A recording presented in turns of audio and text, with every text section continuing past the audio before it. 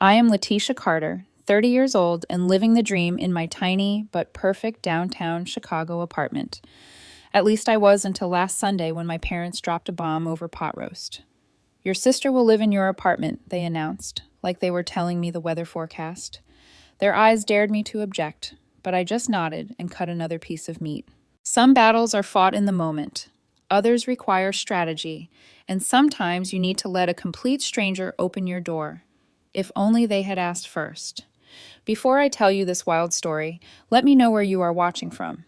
Hit that like button and subscribe if you have ever had family members who think your boundaries are optional. Trust me, you will want to see how this unfolds. Growing up as the eldest Carter daughter meant one thing: responsibility. While other kids got allowances for existing, I babysat, mowed lawns, and tutored my way through high school. By 18, I had saved enough for my first semester of community college. 2 years later, I transferred to Columbia College Chicago on partial scholarship, working nights at a coffee shop to cover rent in a shared apartment with 3 other girls. No one handed me anything. Amanda arrived 5 years after me, a surprise baby who instantly became the family treasure. Where I was practical, she was creative. Where I was cautious, she leaped without looking. And where I worked for everything, Amanda simply had to ask. It was cute when she was 5 and needed someone to build her dollhouse. Less cute at 25, when she needed someone to pay her rent again. The pattern began early. My 13th birthday party was downsized because Amanda had a dance recital the same weekend. My high school graduation dinner became a family discussion about which preschool would nurture Amanda's artistic talents. When I landed my first graphic design internship, the celebration lasted exactly 12 minutes before Mom remembered Amanda needed new soccer cleat. I adapted, learned to celebrate my wins privately, built a life away from the suburban Chicago neighborhood where my parents still lived in the same 4-bedroom colonial they bought when I was 3. Their house remained frozen in time. My teenage bedroom converted to a crafting space while Amanda's room stayed pristine despite her moving out 3 years ago, or rather attempting to move out. The first apartment lasted 6 months until the roommate drama became too much. The second place ended when Amanda decided retail jobs were beneath her artistic temperament. The third apartment, the one she was now apparently being evicted from, had been a miracle of timing 8 months ago. I wonder if they ever had the rent conversation with Amanda, I thought while driving to our monthly family dinner. Probably not. My 1-bedroom apartment in Printers Row was my sanctuary. 650 square feet of hardwood floors, exposed brick, and carefully curated furniture. I had painted the walls myself, installed floating shelves for my book collection, and splurged on a real leather couch that took 4 months of saving. The building was a converted factory with high ceilings and huge windows that flooded the space with afternoon light, perfect for a graphic designer who appreciated good aesthetics. Every piece in my apartment told a story. The vintage drafting table I used as a desk came from an estate sale.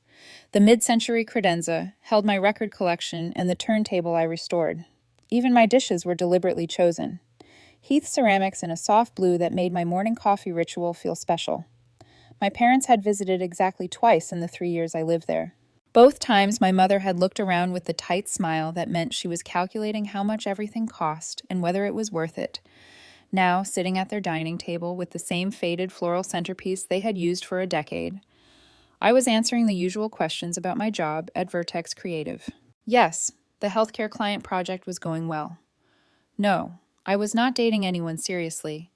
Yes, I was still enjoying the neighborhood, despite the parking challenges. Dad passed the mashed potatoes. Mom refilled wine glasses. The conversation flowed around me until Mom cleared her throat. You heard Amanda is having trouble with her roommate situation, right, Leticia? Mom said, glancing at Dad for support.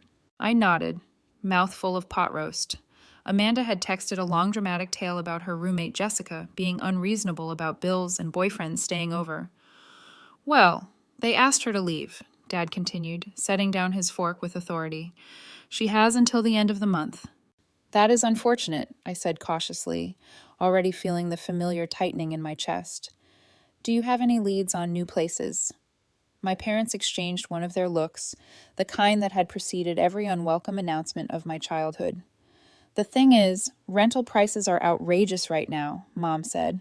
And with Amanda still trying to get her jewelry business off the ground, she needs to save money. My apartment suddenly felt very far away and simultaneously too close to this conversation. "Your sister will live in your apartment," Dad said. Matter of fact, as if telling me about a change in trash pickup schedule. "You have that pull-out couch, and it would just be temporary." Amanda, who had been unusually quiet, suddenly found her voice. "I will barely be there, Leticia. I have so many craft fairs coming up, and I promise I will look for my own place super quickly." Her smile was the same one that had gotten her out of curfew violations and fender benders. The one that made our parents melt and reach for their wallets. I stabbed a green bean and said nothing. "Oh, and would it be okay if I brought my cat?" Amanda added, as if requesting an extra sugar packet for her coffee. "I do not have room for a cat," I said finally. "I barely have room for myself." "It will be fine," Mom waved away my concern. "Sisters should help each other." "Remember how you shared a room until you were 12? I remembered. I also remembered who got the bigger closet, who had to keep her toys in labeled bins while the other left art supplies across every surface, who got blamed when the shared space was messy. "We will help move her things next Sunday," Dad added, checking his calendar. "I rented a small trailer, probably just need one trip." The decision had been made without me again. I took another bite of pot roast and let them talk, already calculating how long it would take me to drive home and how many hours I would need to develop a counter strategy. The Chicago skyline glittered as I drove home, the familiar silhouette of Willis Tower, a landmark guiding me back to my apartment. My apartment. The phrase echoed in my head with each mile marker. My knuckles had turned white on the steering wheel. The classic rock station played in the background, but I had long stopped hearing it. 3 hours of smiling through dinner, while my family carved up my personal space like a Thanksgiving turkey, had left me numb. This was Amanda all over again. The same Amanda who borrowed my favorite sweater in high school and returned it with a mysterious stain. The Amanda who used my college application essay as a template, barely changing the personal details. The Amanda who had cycled through 7 jobs in 3 years because nothing was ever quite right. Barista at the organic coffee shop. The manager did not appreciate her creative scheduling needs. Gallery assistant, too much standing. Administrative work at Dad's friend's insurance office, too boring. Retail at an upscale boutique, the customers were entitled. Teaching assistant at a preschool. The kids were exhausting. Social media coordinator for a local restaurant. They expected too much content.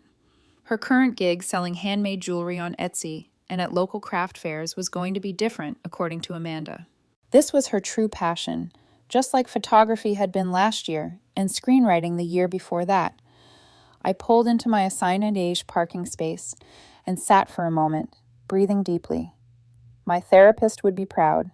5 counts in, hold for 5, 5 counts out. The lobby of my building welcomed me with its restored industrial charm. I nodded at the security guard and took the elevator to the 4th floor. My neighbor, Mrs. Gallagher, was getting her mail, her tiny Yorkie tucked under one arm. "Long day, dear?" she asked, noting my expression. "Family dinner," I explained, which was all the explanation she needed, judging by her sympathetic nod. Inside my apartment, I flipped on the lights and surveyed my domain. The open-concept living room and kitchen suddenly seemed impossibly small. Where exactly did my parents imagine Amanda would exist? The pull-out couch was in my home office nook, separated from the main living space by a bookshelf. There was barely room to open the couch without rearranging furniture. I walked every inch of my apartment cataloging my life. The kitchen with just enough counter space for cooking real meals. The bathroom with my carefully organized skincare products. The bedroom that fit little more than my queen bed and dresser. The living room where I unwound with books and Netflix. Adding Amanda would be like trying to pour a gallon of water into a pint glass. Impossible without significant spillover. I called Jasmine, my best friend since sophomore year of college. "They did what?" She practically shouted when I explained without asking you. I could picture her pacing her apartment in Lincoln Park, gesturing wildly as she often did when agitated. "Yes, and they have already rented a trailer. They are bringing her next Sunday." They did not even phrase it as a question. "Just your sister will live in your apartment." Jasmine went quiet for a moment, which was unlike her. "Then tell them no." It was so simple when she said it. 2 letters, 1 syllable. "My parents do not hear no," I said, sinking onto my couch. They never have. Leticia, you are 30 years old. You pay your own rent. You owe your sister nothing. This is beyond presumptuous. This is insane. She was right, of course, but years of family conditioning do not disappear overnight. When I hung up, I tried calling my parents. Mom sent me to voicemail twice before texting that they were watching a movie and would talk tomorrow.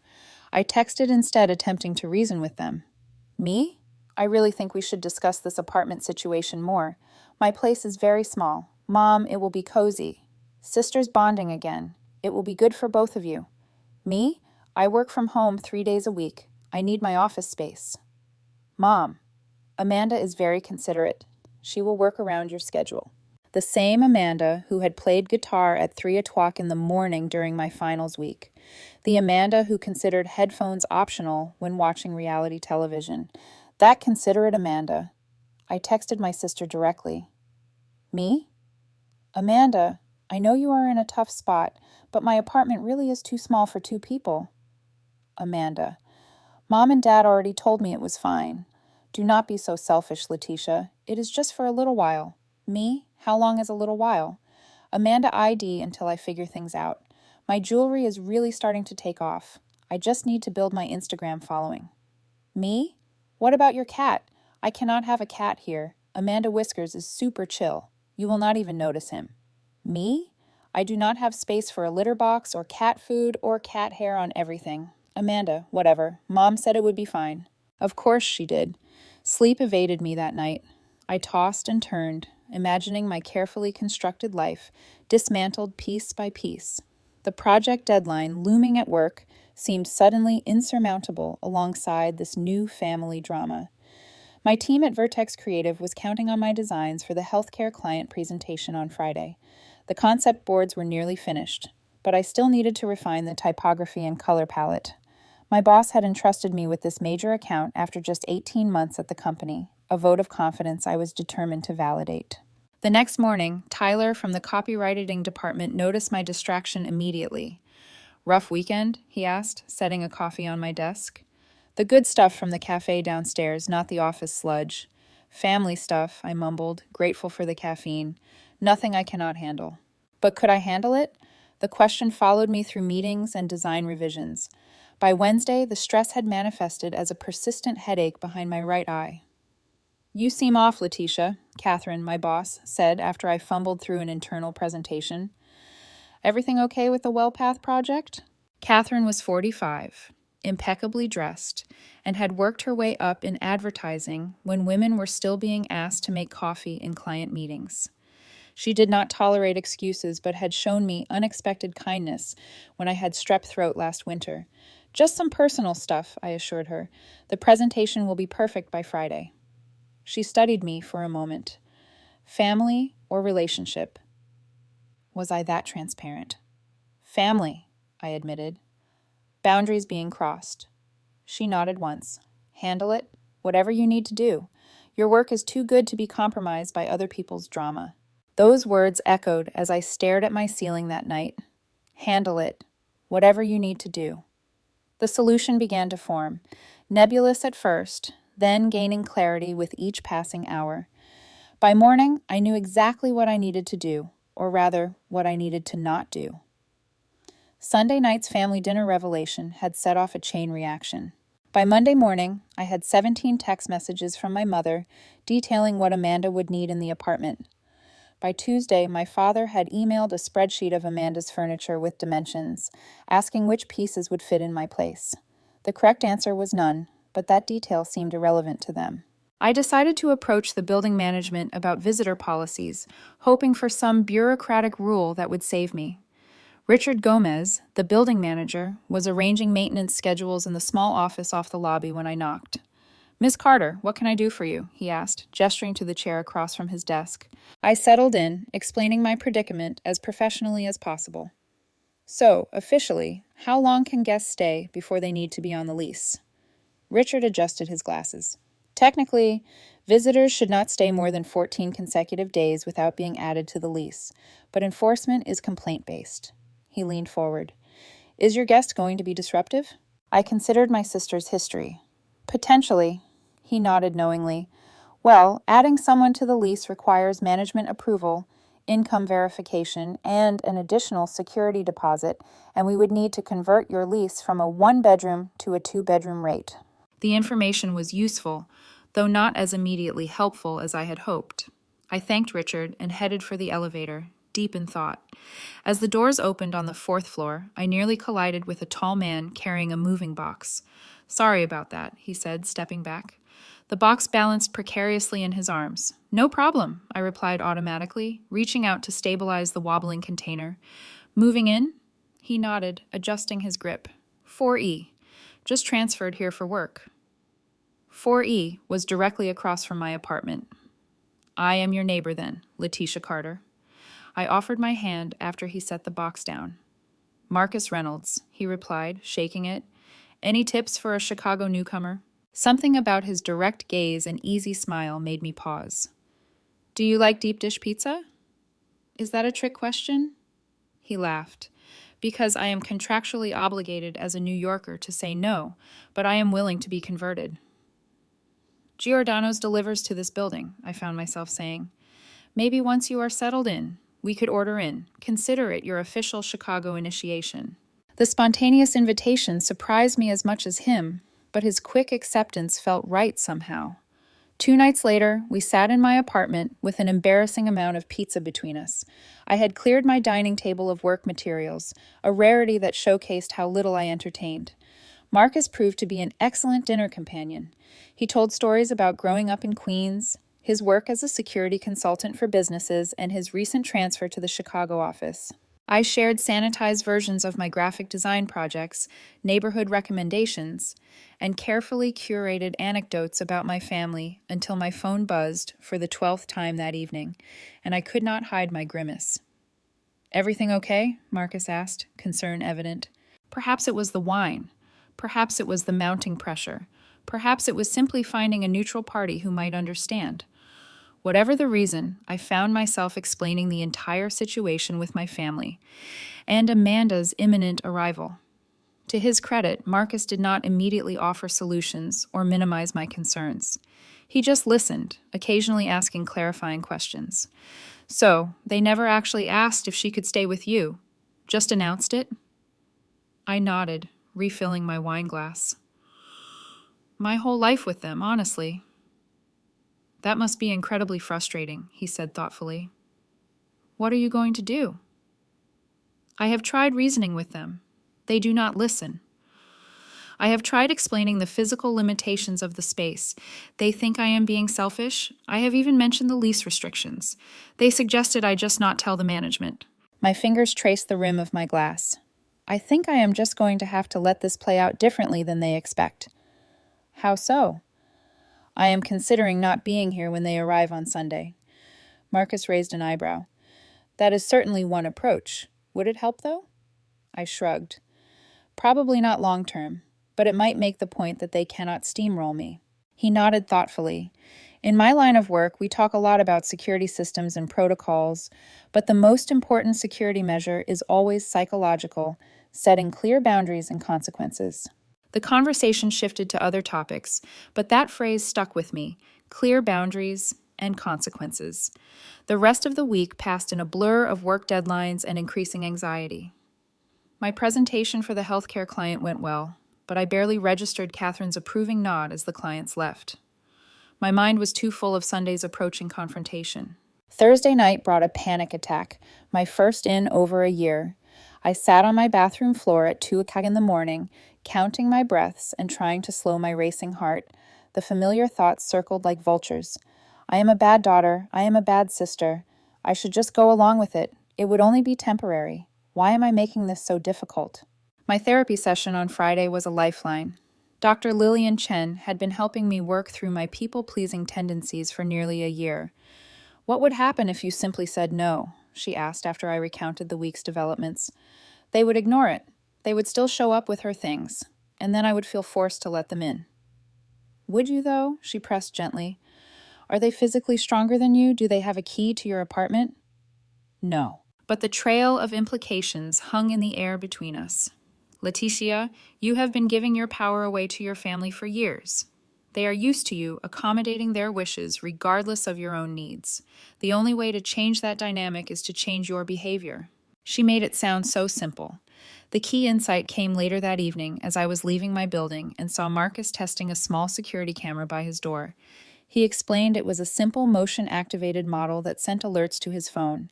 Extra security for the new place, he explained. Occupational habit. As I nodded politely, the plan crystallized in my mind with perfect clarity. I invited Marcus for coffee the next morning.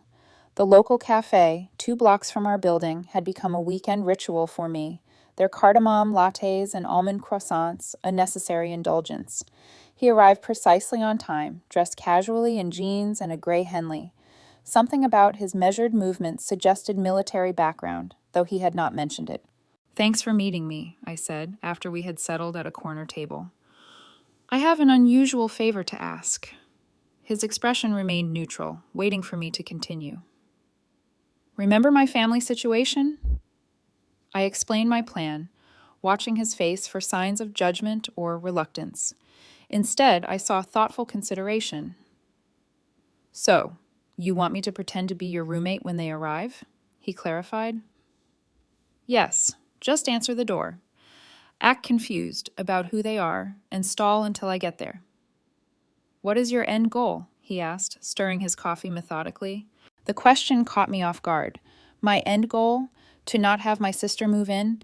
To make my parents respect my boundaries? To finally be seen as an adult with agency over my own living space? "I want them to understand they cannot make decisions about my life without consulting me," I said finally. "I want them to see me as an independent adult, not just an extension of the family unit available to solve everyone's problems." Marcus nodded slowly. "Makes sense, but why not just change your locks and not answer the door?" "Because this has to stop for good," I explained. "If I just avoid them, they will try again. I need to confront the pattern, not just this specific instance." A smile tugged at the corner of his mouth. "You know, in security, we sometimes create controlled scenarios to test systems, show vulnerabilities in a managed way before real threats exploit them." "Exactly." I seized on the comparison. "This is a controlled test of my family boundaries." He considered for another moment, then nodded. "I am in. But we should have a signal system, and you should move anything valuable or private out of common areas just in case." We spent the next hour developing our strategy, exchanging phone numbers, and establishing protocols like we were planning a military operation. The focused planning calmed my nerves considerably. As we walked back to our building, I felt compelled to ask, "Why are you helping me? We barely know each other." Marcus shrugged. "I have 5 siblings and parents who still try to dictate my career choices. I get it. Plus, I believe in the right to control access to your own space. It is literally my job." His simple solidarity meant more than I could express. Back in my apartment, I began preparations. First, I packed a small overnight bag with essentials, planning to stay at Jasmine's Saturday night. Then I methodically went through my space, securing important documents, moving sentimental items to my bedroom, and clearing enough floor space that my parents would see exactly how small the apartment really was. Marcus came over that evening to install a spare security camera he had, positioning it to cover my entryway and living room. He showed me how to access the feed from my phone and set up motion alerts. "This is probably overkill," I apologized, suddenly feeling foolish. "In my experience," he said, adjusting the angle, "preparation is never wasted effort, even if you do not need all the contingencies." That night, I sent one final text to my family group chat. "I will not be available Sunday morning. Please do not come to my apartment with Amanda's things. We need to discuss this properly before any moving arrangements are made." The responses came quickly. "Mom, we have already rented the trailer. Leticia, do not be difficult. Dad, we will be there by 11. Amanda has a lot to move.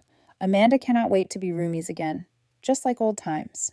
They had not heard a word I said, or rather, they had heard but dismissed it entirely, the familiar pattern that had defined our family dynamic for decades. As I stared at their messages, a strange calm settled over me. I was done being the accommodating daughter, the reliable sister, the family fixer. Sunday would be different. Marcus and I had dinner in his apartment Saturday night, a simple pasta dish he had prepared. His place was minimally furnished, but oddly homey, with framed maps on the walls and bookshelves filled with history and technical volumes. "Are you nervous about tomorrow?" he asked as we finished eating. "Less than I expected," I admitted. "More determined than anything." "Good. Determination gets results. Anxiety just clouds judgment." We went over the plan once more before I left to stay at Jasmine's for the night. My phone was set to receive alerts from the security camera. Marcus would be in position by 10:30 Sunday morning, ready for my family's 11:00 arrival. As I fell asleep on Jasmine's couch, I wondered briefly if I was overreacting. Then I remembered my mother's dismissive tone, my father's presumptuous planning, and Amanda's entitled expectations. No, this was exactly the response the situation warranted. For once, I would write the script instead of just playing my assigned role. Sunday morning dawned bright and clear, the kind of perfect autumn day that normally would have me planning a walk along the lakefront. Instead, I sat in a different cafe than my usual, 6 blocks from my apartment, nursing an Americano and watching the security app on my phone. Jasmine had offered to come with me, but this was something I needed to handle alone. Besides, she tended toward the confrontational, and the situation required precision, not additional heat. At 10:15, my phone buzzed with texts. "Mom, we are on the road. Should be there by 11 as planned. Dad, the trailer is packed. Amanda will follow in her car." I did not respond. Let them think I was still asleep or in the shower or simply not checking my phone. At 10:40, the security app pinged with a motion alert. Marcus was in position, settling onto my couch with a book as we had planned. He gave a small wave to the camera, knowing I would be watching. 10:55 brought another flurry of texts. "Mom, we are looking for parking. The trailer makes it challenging. Amanda, I am here." Buzzing up, but no answer. "Dad, Leticia, we are here. Come down and help." I zoomed in on the security feed, watching my empty apartment hallway through the camera. At 11:03, the doorbell rang. Marcus waited as planned. It rang again, more insistently. Then my phone buzzed with a call from my mother. I declined it. At 11:07, the building intercom buzzed. I watched Marcus rise calmly, press the intercom button, and listen. "Yes, this is apartment 4F, he said clearly. "No, Leticia is not here at the moment. Who is this?" A pause as he listened. "Her parents, I see. No, she did not mention anyone coming by today." Another pause. "Moving her sister in. There must be some mistake. I live here." I could imagine my parents' confusion and growing alarm. Marcus buzzed them up anyway, as we had discussed. Let them come face to face with the reality of their presumptions. Through the camera, I watched my apartment door. At 11:12, there was a firm knock. Marcus opened it to reveal my parents standing in the hallway, expressions transitioning from annoyance to confusion. "Can I help you?" Marcus asked politely. My father recovered first. "We are looking for Leticia Carter. This is her apartment." Marcus maintained his calm demeanor. "I am Marcus Reynolds. I live here with Leticia." My mother's eyes widened. "Leticia lives alone." "No, we have been roommates since I moved to Chicago," Marcus countered smoothly. "Almost a year now." "That is impossible," my father blustered. "She never mentioned a roommate. We are here to move her sister in." Marcus frowned, concern evident. "I am sorry, but there has clearly been a miscommunication. There is no space for anyone else here. Leticia and I use both bedrooms." It was a small lie we had agreed on to reinforce the impossibility of their plan. "Where is Leticia?" my mother demanded, trying to look past Marcus into the apartment. "She had a meeting this morning," Marcus explained. "She should be back soon. You are welcome to wait in the lobby if you would like to speak with her." My phone erupted with texts and calls. Amanda had apparently joined my parents by now. "Leticia, there is a man in your apartment. Leticia, what is going on? Call us immediately." I waited another 10 minutes, watching the increasingly tense conversation through the security feed before finally responding. "I am on my way home now. Please wait in the lobby." As I gathered my things and paid for my coffee, I felt surprisingly steady. The time for avoidance and accommodation was over. I was prepared for the confrontation ahead. The 6-block walk gave me time to center myself. I rehearsed what I would say, focusing on clear, direct statements rather than accusations or apologies. By the time I rounded the corner to my building, I was ready. My family had not gone to the lobby as requested. They were standing on the sidewalk near the entrance. Amanda leaning against her compact car while my parents paced beside the rented trailer hitched to Dad's SUV. The trailer was packed with furniture and boxes, a visual representation of their presumption. Mom spotted me first. "Leticia," she called, striding toward me with that particular mix of relief and irritation she had perfected during my teenage years. "What is going on? Who is that man in your apartment?" I stopped a few feet away, creating deliberate space between us. "That is Marcus," I said calmly. "He lives in the building." "He said he lives with you," Dad interjected, confusion evident. "Is he your boyfriend? Why would you keep that from us?" Amanda pushed off from her car. Hello? What about me? Where am I supposed to go? All my stuff is packed." Several residents entered and exited the building, glancing curiously at our sidewalk drama. Good.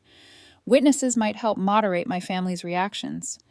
"No one is moving in with me today," I said clearly. "I told you this multiple times this week. You chose not to listen." "But we already rented the trailer," Mom protested, gesturing at the packed vehicle. "Everything is ready." "That was your choice," I replied. "You made these plans without consulting me. You assumed I would go along with it, as I always have, but not this time." My father's face flushed. "Is this because of that man upstairs? Has he turned you against your family?"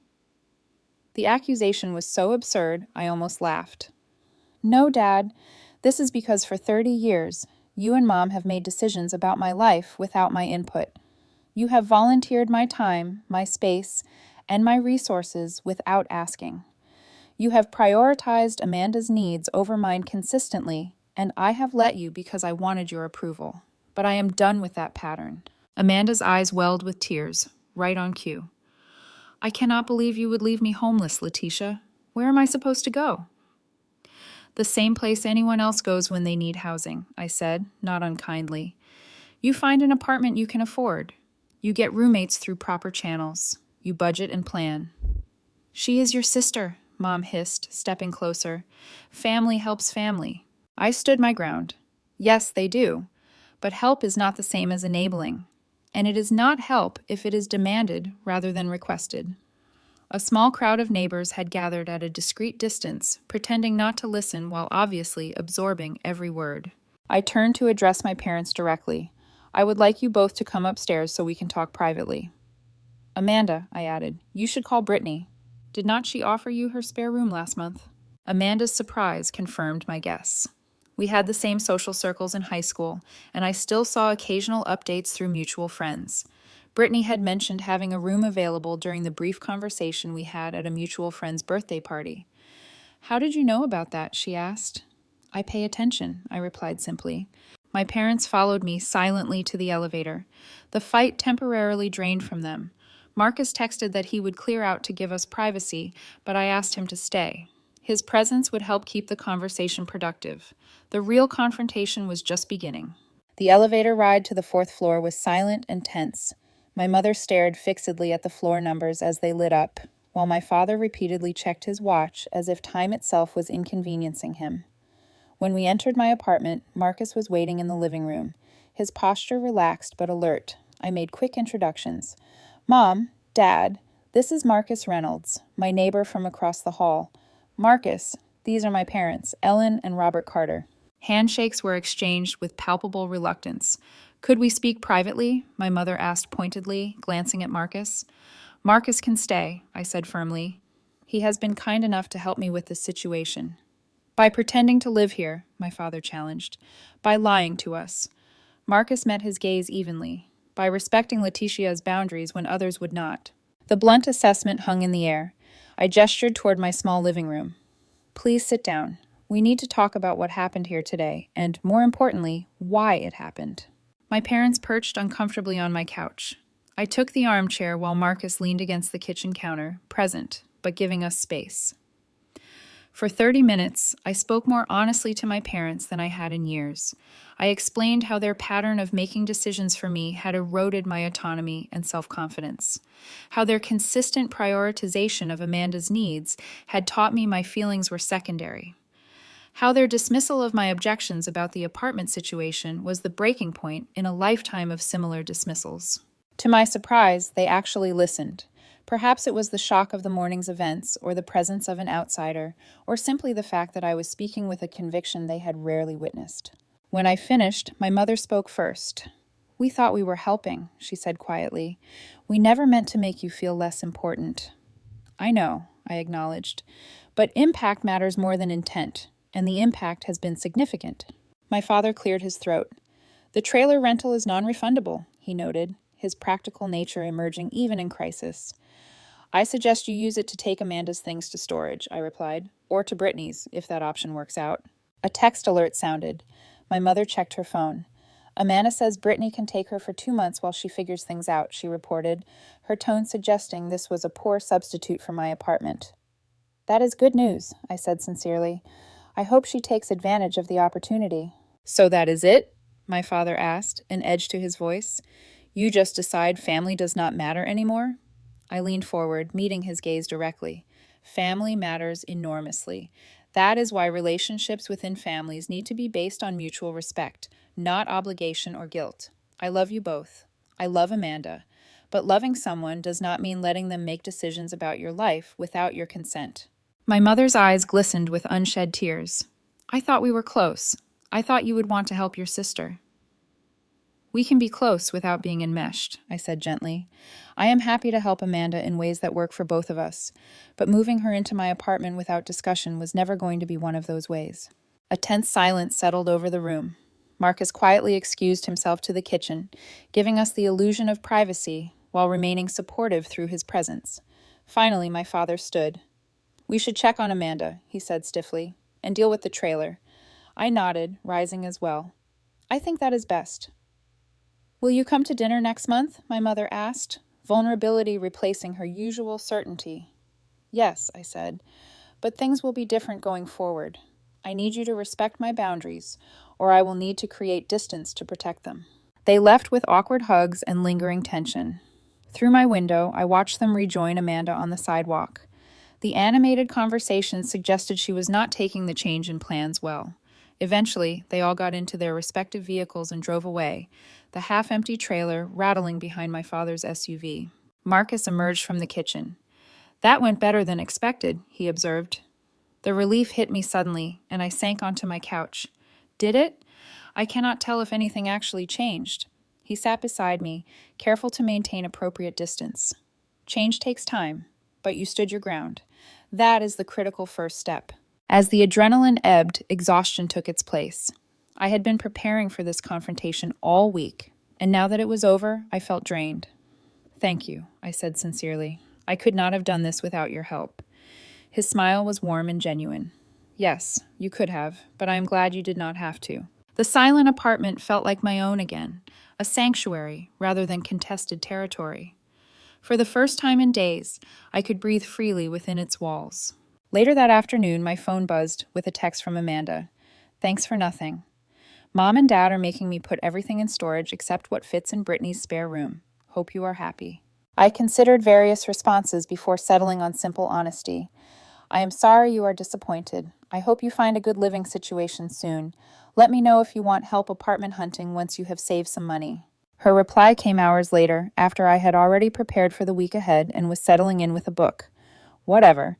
Brittany says I can stay as long as I need. At least she understands family." The old Leticia would have apologized, would have felt guilty, would have reconsidered her position. The new Leticia simply acknowledged the message and returned to her book, secure in the knowledge that she had finally held her boundary firm. The first week after the confrontation passed in eerie silence. No calls from my parents, no dramatic texts from Amanda, just the unusual quiet of family members regrouping after a significant shift in dynamics. I maintained my routine, finding comfort in the familiar rhythms of work and home. The healthcare project moved into production phase, and Catherine assigned me to lead concept development for a new financial services client. "You seem more focused lately," she noted during our one-on-one meeting. "Whatever you handled last week, good job." I smiled, recognizing the growth in myself that others could already see. Marcus and I settled into an easy friendship, occasionally sharing meals or watching movies together after work. His calm presence and straightforward communication style were refreshing after the emotional turbulence of my family. When I saw Dr. Chen for my regular therapy session, she listened attentively to my account of Sunday's events. "How do you feel about how things unfolded?" she asked when I had finished. "Lighter," I realized, "like I have been carrying this invisible weight for years and suddenly it is gone." "But also sad," I admitted. "I wish it had not come to this." Dr. Chen nodded thoughtfully. "Both feelings can coexist. Setting boundaries often brings relief alongside grief for the relationship we wished we had." We spent the session exploring healthier ways to engage with my family moving forward, establishing guidelines that would protect my autonomy while allowing for meaningful connection. The silence from my family broke on the 10th day with a text from my mother asking if we could have coffee. We met at a neutral location, a cafe halfway between my apartment and their home. She looked older somehow, the lines around her eyes more pronounced. We exchanged awkward pleasantries before she addressed the elephant in the room. "I have been thinking a lot about what you said," she began hesitantly, "about us making decisions for you without asking." I nodded, waiting for her to continue. "Your father and I—" She twisted her wedding ring, a nervous habit I had observed throughout my childhood. "We always thought we were doing what was best for both of you girls, but I can see now that we often assumed what was best without actually asking you." The admission clearly cost her something. My mother rarely acknowledged mistakes. "I appreciate you saying that," I replied carefully. "It means a lot to hear you recognize the pattern." She reached for her coffee cup, then set it down untouched. "Amanda is settled at Brittany's for now. They have worked out a rent arrangement." "That is good news," I said sincerely. "How is she doing?" My mother sighed. "Angry. Mostly at you, but some at us too. I think she expected us to fix this somehow." The familiar guilt stirred, but I recognized it now for what it was, a conditioned response to taking responsibility for others' feelings. "She will work through it," I said. "This is an opportunity for her to develop more independence." My mother looked skeptical but nodded. "Your father wanted me to ask, would you consider coming to dinner on Sunday just to talk? All of us, including Amanda." I considered the invitation. The old Leticia would have agreed immediately, eager to smooth things over. The new Leticia needed more information. "What are your expectations for this dinner?" I asked directly. She seemed taken aback by the question. "Just family time, reconnecting." "And Amanda, will she be expecting an apology from me or another discussion about her living situation?" My mother flushed slightly. "I cannot control what Amanda expects." "No, but you can set the tone as parents. This dinner needs to be about rebuilding trust, not pressuring me to change my mind." To my surprise, she nodded. "I will make that clear to everyone. No pressure, just conversation." We parted with a tentative hug, the first step on a long road to a healthier relationship. That Sunday's dinner was awkward, but necessary. Amanda barely spoke to me, responding in monosyllables when I attempted conversation. My father was stiffly polite, clearly unsure of his footing in this new family dynamic. My mother tried too hard, filling silences with nervous chatter about neighbors and relatives. But we got through it, and the next one, and the one after that. Slowly, incrementally, things began to shift. My parents started asking before making assumptions. Amanda found another roommate situation through Brittany's connections and gradually resumed normal communication with me. At work, my newfound assertiveness translated to professional growth. I began speaking up more in meetings, advocating for my design concepts rather than deferring to louder voices. Catherine noticed, promoting me to senior designer with a meaningful raise. My friendship with Marcus deepened as autumn turned to winter. We explored Chicago together on weekends, discovering hidden architectural gems and neighborhood restaurants. When he asked me to dinner at an upscale restaurant near the river, the shift from friendship to something more felt natural and unhurried. 6 weeks after the confrontation, Amanda asked if we could meet for coffee. She arrived at the cafe looking more mature somehow, her usually elaborate makeup toned down, her clothing more practical than fashionable. "So," she began after ordering, "I have been thinking about what happened." I nodded, giving her space to continue. "At first, I was just really angry," she admitted. "I thought you were being selfish and mean, but then I started therapy. Brittany suggested it, actually." This was unexpected. Our family did not discuss mental health openly. My own therapy journey had been a private matter. "That is great," I said sincerely. "How is it going?" She shrugged. "Hard, but good. I guess my therapist helped me see some patterns. How I always expect others to fix things for me. How I have not really been taking responsibility for my life." The self-awareness surprised me. Amanda had never been particularly introspective. "Anyway," she continued, twisting her napkin, "I wanted to say I understand now why you did what you did, and maybe thanks for not letting me move in. I needed to figure things out on my own." Emotion tightened my throat unexpectedly.